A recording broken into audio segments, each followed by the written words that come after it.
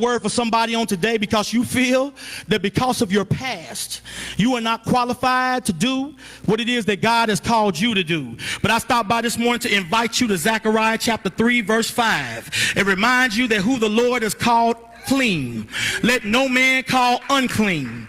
And remind you that if God has given you an assignment, don't you let anybody or anything talk you out of doing your assignment. This is why so many folks quit so many things, because they begin to put more focus on what other folks say rather than what it is that God has to say. Satan tries in the text to accuse Joshua of his past indiscretions and inaccuracies in life. And this is what the devil is still doing. He is trying to remind you of who you used to be in an effort to prevent you from becoming who God needs you to be. And the only reason that Satan tends to try to do this and remind you of your past, the only reason the Devil Brotherhood is trying to remind you of your past, the only reason, choir and everybody out there that's watching and all the members here today, that the devil keeps reminding you of your past. I know sometimes you lay in the bed and think about all the wrongs that you may have committed, but Lord, I love you now. Lord, I know I made some mistakes. Lord, I know I would. The only reason that the devil tries to remind you of your past is because he does not have the omniscient mind to tell you about your future. So because he can't hit you in your future,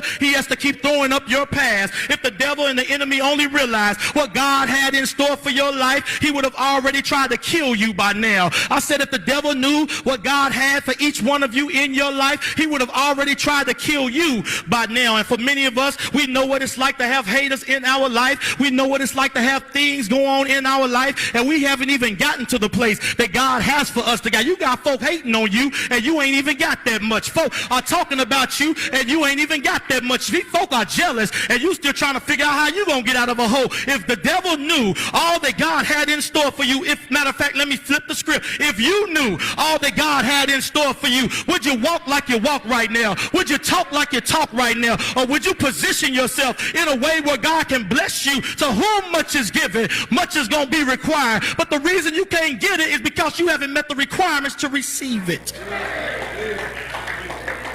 Folks are jealous of you and you on the bus.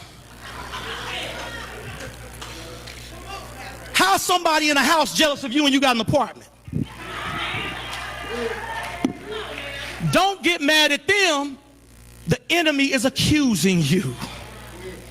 And the reason you know you got haters is because those are the attacks God allowed you to see, because God is going to use your haters as motivators.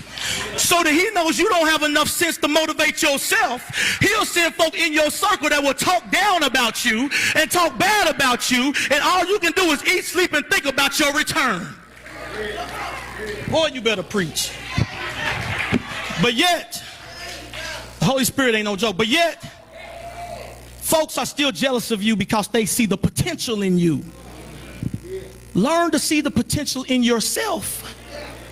And my God, where can we go as a people